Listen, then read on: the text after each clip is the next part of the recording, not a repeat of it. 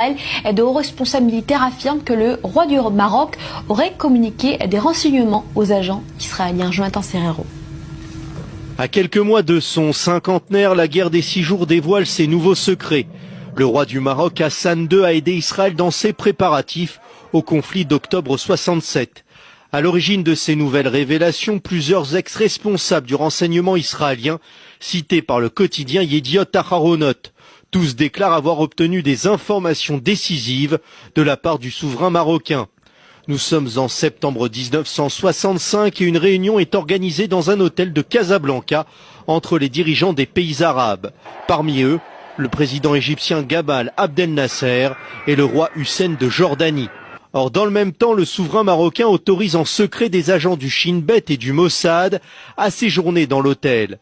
Tout un étage leur est même réservé sous le nom de code Oiseau. Une présence anormale en raison de l'absence de relations diplomatiques officielles entre les deux pays. Pourtant, le roi Hassan II se méfie de ses interlocuteurs égyptiens et jordaniens. Une défiance qui le pousse même à enregistrer toutes les discussions de la conférence. Elle porte sur le niveau de préparation des forces arabes en vue d'un futur conflit contre Israël. Elle met aussi en lumière l'état pitoyable des corps de blindés égyptiens et les mésententes profondes des pays voisins à Israël avec leurs alliés musulmans.